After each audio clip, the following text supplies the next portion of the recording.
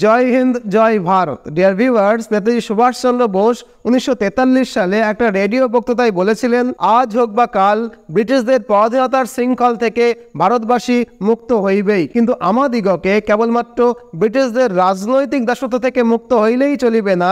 যদি ভারতকে ভেতর হইতে শক্তিশালী হইয়া উঠিতে হয়, তা হইলে ভারতকে সম্পূর্ণভাবে তার 2 শতকের মানসিক দাসত্ব হইতেও মুক্ত হইতে হবে। এবং রাজনৈতিক স্বাধীনতা লাভের পরও আমাদিগকে এই মানসিক পরাধীনতা হইতে মুক্ত হইবার জন্য নিরন্তর প্রয়াস করিতে হইবে। আশা করি বুঝলেন, নেতাজি সুভাষচন্দ্র বোস আমাদেরকে আমাদের কলোনিয়াল মাইন্ডসেট থেকে মুক্ত হতে বলেছিলেন। এরপরে 1947 সালে আমরা জানি আমাদের দেশ স্বাধীন হলো, ব্রিটিশরাও চলে গেল, কিন্তু আজও অনেক ক্ষেত্রে আমাদের মধ্যে দাসত্বের মানসিকতা রয়ে গেছে। মানসিকভাবে এখনো আমাদের মধ্যে ঔপনিবেশিক চিন্তাভাবনা কিন্তু রয়েই গেছে। কলোনিয়াল মাইন্ডসেট কিন্তু এখনো আমাদের মধ্যে বিরাজ করছে। স্বাধীনতার পর থেকে আজ পর্যন্ত আমাদের দেশের বিভিন্ন প্রধানমন্ত্রী একটু একটু করে ভারতবাসীকে মানসিক পরাধীনতা থেকে মুক্ত করবার জন্য নানান রকমের পদক্ষেপ নিয়েছেন বটে, কিন্তু নরেন্দ্র মোদী ভারতের প্রধানমন্ত্রী হওয়ার পর থেকে এই বিষয়ে রীতিমতো জোয়ার এসেছে। আমরা জানি নেতাজির স্বপ্নকে সাকার করতে 2018 সালে নরেন্দ্র মোদী আন্দামান নিকোবর দ্বীপপুঞ্জের রস আইল্যান্ডের নামকরণ করেন নেতাজি সুভাষচন্দ্র বসু দ্বীপ। নীল আইল্যান্ডের নতুন নাম রাখা হয় শহীদ দ্বীপ এবং হ্যাবলক দ্বীপের নতুন নাম রাখা হয় স্বরাজ দ্বীপ। আর সেই একই পথে হেঁটে এ মাসে সেপ্টেম্বর 2024-এ নেতাজি সুভাষচন্দ্র বোসের ইচ্ছাকে সম্মান জানিয়ে আন্দামান নিকোবর দ্বীপপুঞ্জের রাজধানীর নাম পোর্ট ব্লেয়ার থেকে পরিবর্তন করে রাখা হচ্ছে শ্রী বিজয়পুরম। কিন্তু কেন, কোন পরিপ্রেক্ষিতে নাম রাখা হলো, সেটাই কিন্তু বিস্তারিতভাবে আজকের এই ভিডিওটাতে আলোচনা করব। তো চলুন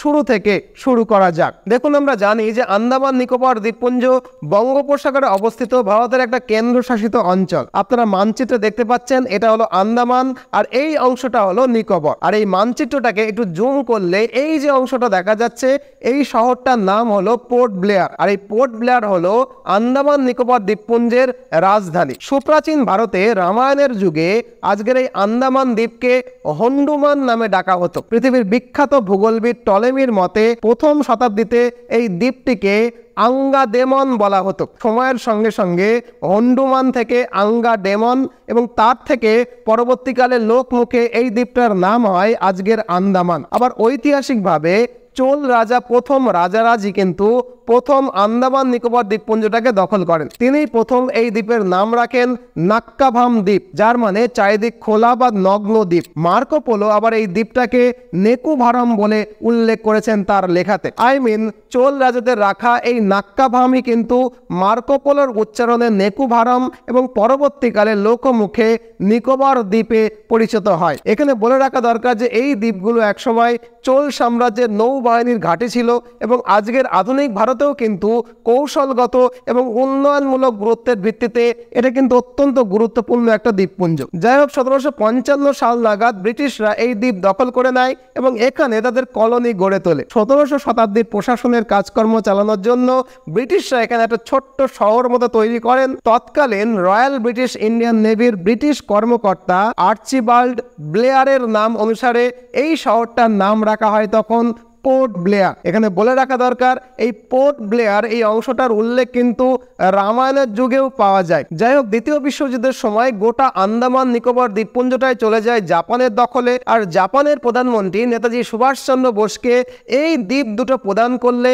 সুভাষচন্দ্র বোস এই দ্বীপ দুটোর নাম রাখেন যথাক্রমে শহীদ দ্বীপ এবং স্বরাজ দ্বীপ। এবং 1943 সালে তিনি পোর্ট ব্লেয়ারকে আজাদ হিন্দ সরকারের অস্থায়ী রাজধানীও ঘোষণা করেন। এরপরে দ্বিতীয় বিশ্বযুদ্ধে জাপানের শোচনীয় পরাজয় ঘটে আমরা জানি, এবং এই পরাজয়ের ফলে এই দ্বীপটা পুনরায় ব্রিটিশদের অধীনে চলে যায়। আর তারপরে অনেক পরে 1947 সালে স্বাধীনতার পর এই দুটো দ্বীপ ভারতের অংশে পরিণত হয়। এখন যদি আমরা ব্রিটিশদের অধীনে থাকাকালীন এই দ্বীপপুঞ্জের কথা আলোচনা করি, তাহলে আমাদের সামনে ব্রিটিশদের নির্মম কালো ইতিহাস কিন্তু উন্মুক্ত হয়ে পড়বে। 1755 সালে ব্রিটিশরা এই দ্বীপপুঞ্জ অধিকার করার পরে এই দ্বীপের বহু মূল্যবান কাঠকে লুট করবার জন্য তারা নির্বিচারে এখানকার জঙ্গলকে ধ্বংস করতে শুরু করে। এই সময়ে আন্দামানের আদিবাসীরা তাদের বাধা দিলে ব্রিটিশরা কিন্তু নির্মমভাবে হাজার হাজার আদিবাসীকে হত্যা করে। এই হত্যা হত্যাকাণ্ড এত বড় ছিল যে আন্দামানের অনেক জনজাতি কিন্তু সেই সময় সম্পূর্ণভাবে পৃথিবী থেকে নিশ্চিহ্ন হয়ে গেছিল।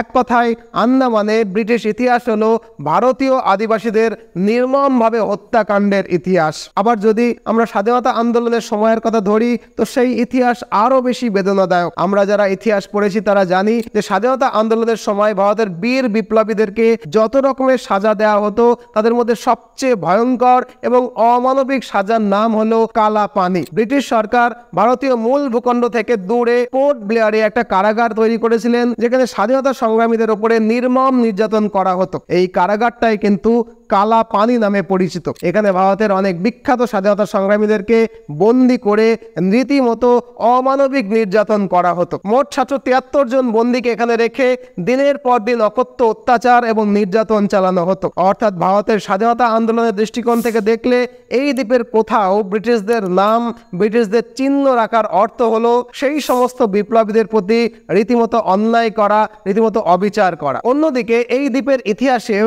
কিছু আলোকিত অধ্যায় কিন্তু রয়েছে। আন্দামানের এই পোর্ট ব্লেয়ারেই নেতাজি সুভাষচন্দ্র বসু প্রথম তেরঙ্গা উত্তোলন করেছিলেন এবং 1943 সালে তিনি পোর্ট ব্লেয়ারকে আজাদ হিন্দ সরকারের অস্থায়ী রাজধানীও ঘোষণা করেছিলেন। তাই ব্রিটিশ ইতিহাসের কালো অধ্যায়কে মুছে দিয়ে নেতাজি সুভাষচন্দ্র বোসের আলোকিত অধ্যায়কে স্মরণ করতে আন্দামানের এই শহর পোর্ট ব্লেয়ারের নাম পরিবর্তন করাটা কিন্তু অত্যন্ত জরুরি ছিল এবং এই নতুন নামটা এরকম হওয়া উচিত যার মধ্যে দিয়ে ভারতের প্রাচীন গৌরব, আমাদের সংস্কৃতি, ভারতের স্বাধীনতা আন্দোলনের স্বাভিমান প্রতিফলিত হয়। আর তাই ভারতীয় সংস্কৃতি এবং ইতিহাসের গভীর সম্পর্ককে বিবেচনায় রেখে প্রধানমন্ত্রী নরেন্দ্র মোদী বলেছেন যে পোর্ট ব্লেয়ারের নাম এমন হওয়া উচিত যা ভারতীয় সংস্কৃতি এবং ইতিহাসের সঙ্গে গভীরভাবে সংযুক্ত হবে, যার মধ্য দিয়ে ভারতের অতীত গৌরব, স্বাধীনতা সংগ্রামের বলিষ্ঠ ইতিহাস এবং আগামীর উজ্জ্বল ভবিষ্যৎ একসঙ্গে প্রতিফলিত হবে। আর সব দিক থেকে বিবেচনা করার পরে পোর্ট ব্লেয়ারের নতুন নাম রাখা হয়েছে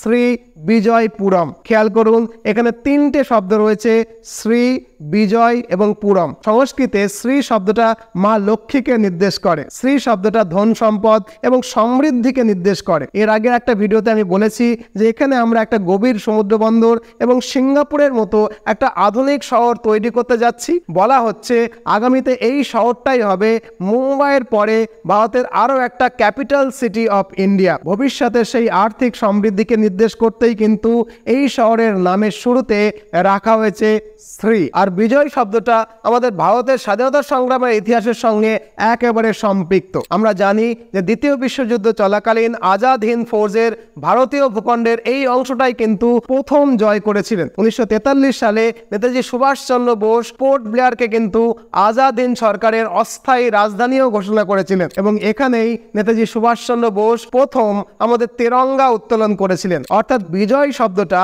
আজাদ ভারতের প্রথম প্রধানমন্ত্রী নেতাজি সুভাষচন্দ্র বোসের ভারতীয় ভূখণ্ডকে ব্রিটিশ শাসন মুক্ত করে বিজয় করাটাকেই কিন্তু নির্দেশ করছে। এবার বাকি রইল পুরম। পুর বলতে আমরা বুঝি নগর, কিন্তু দক্ষিণ ভারতে পুর না বলে বলা হয় পুরম। এই পুরম শব্দটা চোল রাজ্যের সংস্কৃতি এবং ঐতিহ্যের প্রতি সম্মান রেখেই কিন্তু নেওয়া হয়েছে। কারণ আমরা জানি চোলরা হলো ভারতের প্রথম রাজবংশ যারা ভারতের ভূখণ্ডের বাইরে গিয়ে ভারতীয় আধিপত্য প্রতিষ্ঠা করতে সক্ষম হয়েছিল। অর্থাৎ পুরম এই দ্বীপে অতীতে চোল সাম্রাজ্যের ঐতিহ্য এবং সংস্কৃতির প্রতীক। বিজয় শব্দটা এই দ্বীপে ভারতীয় স্বাধীনতা সংগ্রামী নেতাজি সুভাষচন্দ্র বোসের কৃতিত্বের প্রতীক এবং শ্রী এই দ্বীপের ভবিষ্যৎ সমৃদ্ধির প্রতীক। সব মিলিয়ে পোর্ট ব্লেয়ারের নতুন নাম শ্রী বিজয়পুরম। আশা করি এই অবধি বুঝলেন। তবে এরকম নয় যে ভারতীয়দেরকে কলোনিয়াল মাইন্ডসেট থেকে বের করে আনার জন্য এটা নরেন্দ্র মোদীর প্রথম পদক্ষেপ। আমরা জানি এর আগেও নরেন্দ্র মোদী কলোনিয়াল মাইন্ডসেট থেকে ভারতবাসীকে বের করে আনার জন্য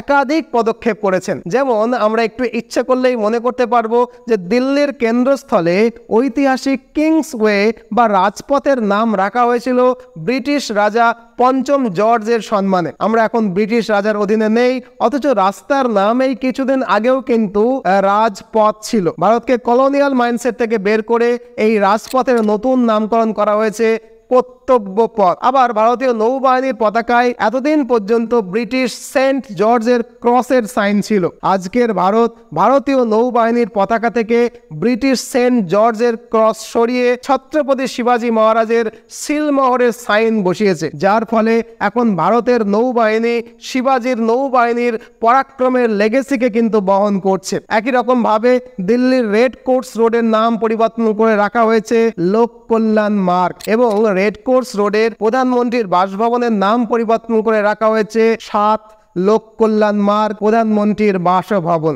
একই রকম ভাবে আবার 2017 সালে ভারতের বার্ষিক ইউনিয়ন বাজেটে 92 বছরের পুরনো ব্রিটিশ ঐতিহ্য ভেঙে সরকার রেল বাজেটকে সাধারণ বাজেটের সঙ্গে একত্রিত করে এবং সেই সাথে ফেব্রুয়ারির শেষ দিনে বাজেট পেশের ব্রিটিশ ঔপনিবেশিক নিয়মকে সরিয়ে দিয়ে বাজেটকে কিন্তু এখন পেশ করা হয় ফেব্রুয়ারির প্রথম দিনে। একইভাবে ইন্ডিয়া গেটের ছাউনিতে ব্রিটিশ রাজা পঞ্চম জর্জের মূর্তিটাকে সরিয়ে প্রথমে নেতাজি সুভাষচন্দ্র বসুর একটা হলোগ্রাম মূর্তি উদ্বোধন করা হয় এবং পরে সেখানে একটা মূর্তি স্থাপন করা হয়। একই রকম ভাবে ব্রিটিশ কলোনিয়াল মাইন্ডসেট থেকে আমাদেরকে বের করে আনার জন্য প্রজাতন্ত্র দিবসের সময়ে বিটিং দ্য রিংস এবং অ্যাভয়েড উইথ মি এই দুটো ব্রিটিশ সংকে অপসারণ করে মেরে ওয়াতন কি লোগো এই গানটা কিন্তু চালু করা হয়েছে। একই রকম ভাবে 2015 সালে আওরঙ্গজেব রোডের নাম পরিবর্তন করে রাখা হয় এপিজে আব্দুল কালাম রোড, কারণ আওরঙ্গজেব ভারতীয় সংস্কৃতির প্রতি কি পরিমাণে বিদ্বেষী ছিলেন এটা কিন্তু সর্বজন বিদিত। আবার 2017 সালে ডালহৌসি রোডের নামকরণ করা হয় দারা শিকো রোড। দারা শিকো মোগল বাদশাহ শাহজাহানের বড় ছেলের নাম, যিনি ভারতীয় ঐতিহ্য এবং সংস্কৃতির প্রতি বিশেষ শ্রদ্ধাবান ছিলেন, এটাও কিন্তু সর্বজন বিদিত। আর আজ ব্রিটিশ নৌবাহিনীর কুখ্যাত সেনাপতি আর্চিবাল্ড ব্লেয়ারের নাম অনুসারে নামকরণ হওয়া পোর্ট ব্লেয়ারের নাম পরিবর্তন করে নতুন নাম রাখা হলো শ্রী বিজয়পুরম। I repeat, Sri Vijayapuram. আপনি কি মনে করেন যে এটা ঠিক হলো, যথার্থ হলো? আপনি কি মনে করেন যে আমরা ধীরে ধীরে কলোনিয়াল মাইন্ডসেট থেকে বেরিয়ে আসতে সক্ষম হচ্ছি? আপনার মূল্যবান কমেন্ট বক্সে জানাতে ভুলবেন না। প্রত্যেকের কমেন্ট কিন্তু আমি ব্যক্তিগতভাবে নিজে পড়ি। যাই হোক, যদি ভিডিওটা ভালো লেগে থাকে তাহলে একটা লাইক করতে ভুলবেন না। আর যদি চ্যানেলে নতুন হয়ে থাকেন চ্যানেলটাকে অবশ্যই সাবস্ক্রাইব করে নেবেন। নতুন কোনো ভিডিও নিয়ে আবার দেখা হবে। ভালো থাকবেন, সর্বদা ভারতের পক্ষে থাকবেন। জয় হিন্দ, জয় ভারত।